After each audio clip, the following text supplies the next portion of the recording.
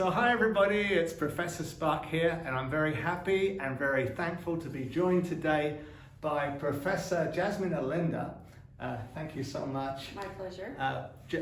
Jasmine is also the Dean of the Humanities here at UCSC, and she's, in addition, a historian of photography, which makes you the perfect person to turn to for advice, particularly because you're so interested in the sort of political history of photography. And as you know, we're organizing a student photography competition for global and community health. And I'm basically just collecting good advice to help guide the students. So my opening question to you is, what would you tell students, especially those who want to take photographs of health problems in society, community members who are suffering from health challenges or health improvement opportunities, given those are some of the concerns of our students. What sorts of advice, based on your interest in public photography, civil rights struggles with photography, would you give them?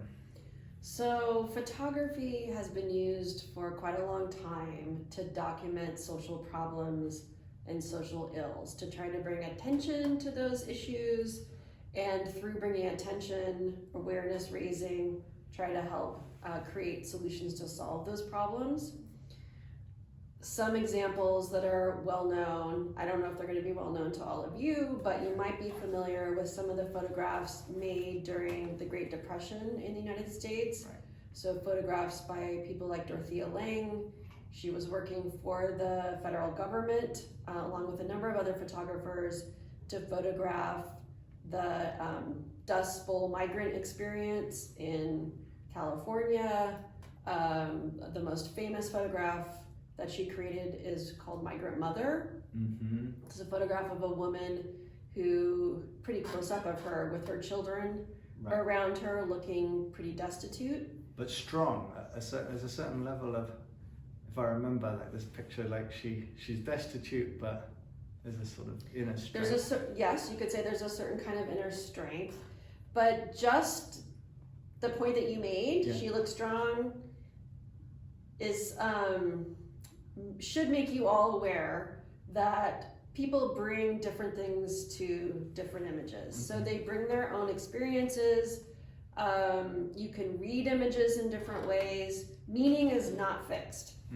And so because meaning is not fixed, one has to be somewhat careful and thoughtful about the way that different viewers might interpret the photographic image. You can't necessarily imagine what all those different ways could be or anticipate them, but keeping in mind that meaning is not a fixed thing in the photographic image, I think, is really important. Yeah, that's really helpful. And so thinking about that is one thing for that students can do, any of us can do, when we use photographs. Does it involve like labeling them carefully, like adding a sort of notation, a curatorial note that kind of explains the context? Is that an important feature, do you think?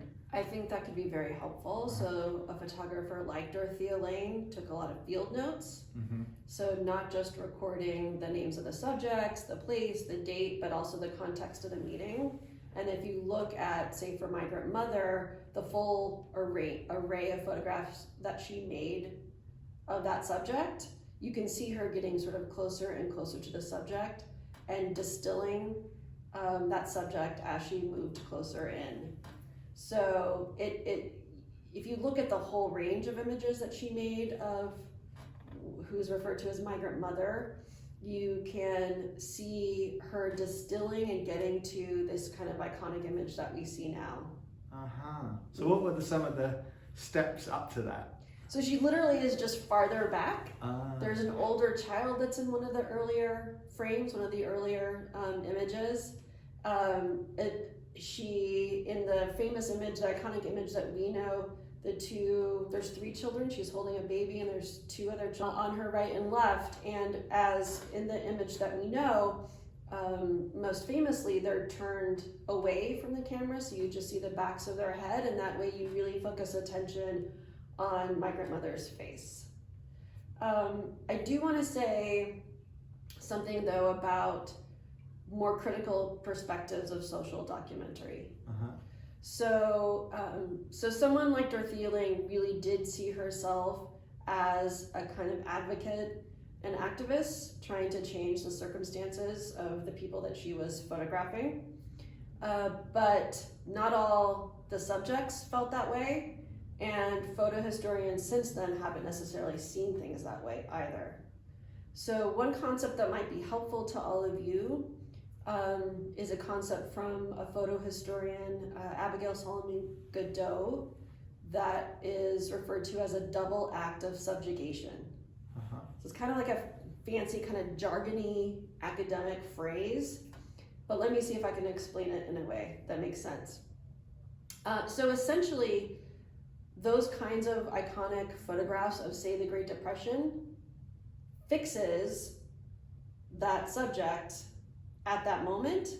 So it's hard for migrant mother to be anything but migrant mother. One of the subtitles is it's a photograph from Kern County, and it involves destitute pea pickers.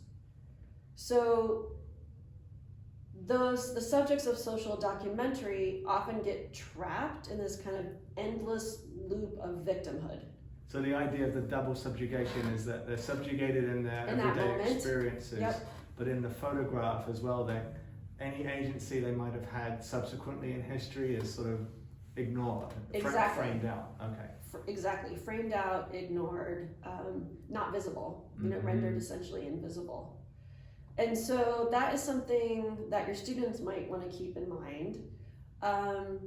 Coupled with that idea of this double act of subjugation is the act of self-representation. So your students might want to think about how would the subject that they're photographing, first of all, do they have permission to photograph them, and how would they want to appear in that photograph? Is there a possibility of the subject having some kind of control over the way that they're represented in the photographic image? And is there a way to do that at the same time the photographer might be wanting to call attention to the particular social circumstances or political circumstances that are repressive? Right. I know that some researchers from the university will share cameras with their subjects that they would normally just have taken photographs of, and say, "Will you take the photographs?" Right. So there are a lot of rephotographing projects or projects where you turn the camera over to the subject. There are other documentary photographers and art photographers. Martha Rossler is one who at some point in her career just decided that it was impossible to photograph a human subject to represent any of these issues and do it in a way that was really respectful and didn't re-victimize the subject. So what did she do? So she did things like photograph objects, places, and then couple those images with words. Interesting. Text. So it's much more of an abstraction in a way. Yeah. But it makes the viewer have to do the work of thinking. So what might she have done instead of migrant mother? What would it have been, like a P, or what would it have been? I don't know. Maybe the circumstances of the camp itself, with some kind of. She was photographing them at a later time than Dorothea Lange. Okay. Some overlap, but she wasn't active. I'm not even sure if she was alive in the 1930s. Maybe, but just bored. So she probably would focus more on objects, things, places, things that evoke maybe destitution. Right. But not through a human subject. Right. And then there's not the challenge of having to ask consent, because you're taking the object of the object is a landscape or a thing, a piece of equipment used in the workplace or something. You could extend the argument and just say people have make certain unfair assumptions and have certain kinds of prejudice for certain places too, and so that might just reinforce existing stereotypes. Yeah. Yeah, so many pitfalls to avoid. Yeah. And yet, but do you want to say something about how photography can continue nevertheless? Like, I mean, people don't give up, right? They keep trying. They don't give up, and photography has certainly been seen and used as a kind of liberatory instrument. Yeah. So somebody like Frederick Douglass had many photographs taken of himself, self-portraits, and portraits made in the 19th century, and really thought that photography could be a way to counter stereotypes, especially racial stereotypes. Yeah. And so, yeah, it's taking back a tool of objectification and becoming a subject of history with that tool. Exactly. And not just, I don't think he was thinking just about photography as a tool or kind of a weapon of subjectification, but rather just art making in general. That painting, drawing had really done a lot to create caricatures that were demeaning to people of African descent in particular, and that the camera could be a way to capture like real live human beings in the fullness of their expression. Terrific. Yeah, that's a great example, right? And so fast forward to some of the health challenges we see around us today. Some of the inequalities in access to care that were made clear during COVID. Is there anything from our recent experience of the pandemic that strikes you as a moment where photography could went both ways, or is this sort of where it was used as a tool of documenting neglect and exclusion? Maybe that's the wrong question. Yeah, no, I mean, I often think about world events and how they're photographically represented, and I try to think about it in terms of photographic icons. And most of my own work has been thinking about that in terms of war. So the question is, when I think about COVID, what images come to mind? And I'm kind of at a loss. Yeah, well, there were those pictures of almost like war graves, right? I think it was in Ecuador and Brazil, where there were just so many bodies piling up, and they just got a big tractor digger and dug out all these graves. And so awful. Yeah, and then there were the pictures of the refrigeration trucks in New York City. That's right. I do remember. So these are sort of like stark reminders of the huge numbers of people whose lives were taken. In India, all the pyres, that was striking, but they weren't really.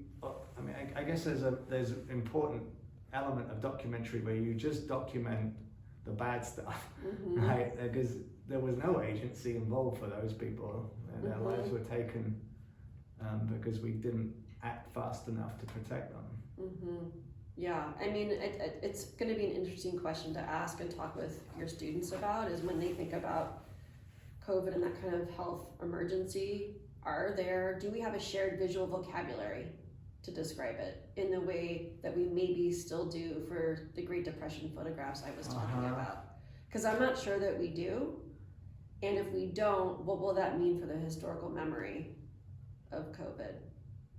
That's interesting. Yeah, maybe that's part of the problem, that the memory's just being wiped clean, you know. Right, and there were certain limitations, right? We're not remembering.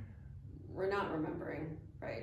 Yeah. And on the one hand, you know, there were limitations around contact, obviously, and which means a lot of photographers wouldn't have been able to get close to the COVID subjects. Certainly I can't, you know, it was pretty unlikely that they would have been allowed into hospitals. I'm sure if we went back, and I honestly probably should have looked before this, but I didn't go look, but I'm sure there were like magazine profiles of the life of an ER, Yes. caregiver Yeah. during COVID. I certainly read a lot of articles about that, but like, what did that look like visually to them? Remember, everyone just, covered in PPE. Yeah.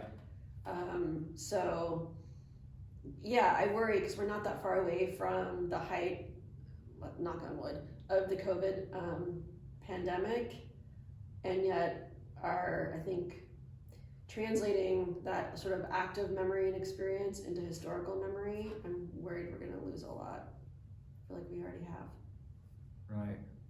Right. People just want to move on. That became such a narrative. Mm-hmm. Well, it may be a good place to close this, but one of the things that photography can do is stop that from happening, right? So one of the things our students could be thinking about when they go out to take photographs of what are things that would be forgotten unless they take this photograph, or what people might be forgotten unless they take this photograph. Absolutely, and that was, has always been part of the promise of photography. It's relatively democratic medium. Everyone is a photographer. Everyone has a camera that they literally carry around with them at all times of the day, whether they're taking still images or videos. So everyone has this kind of representational power and control, and it just. But so often it's being used just to do the selfie, right? And can become really radically disempowering at some level. Endless selfies that no one else ever looks at. Except don't tell my 15-year-old. She definitely thinks people are looking. Just her friends though, it's all private. Of course. Right, but there's something, it's both democratizing and there's this sort of flip side of it feeding into these social media silos that create sort of gated online communities and spaces of conspiracy theorizing and spaces of where people feel bullied and discriminated against. Yes. So absolutely. What could be democratizing can be... That's its promise, but there's many examples of when it doesn't live up to that promise, and in fact, quite the opposite, where it becomes a tool of oppression. Right. Well, I'm hoping very much that our students watching videos like the one we've just recorded will be inspired to do the opposite and take photography in a democratizing direction, and you've given us a lot of good food for thought on that. It's really, really useful, so thank you so much. My pleasure. Good luck with your projects.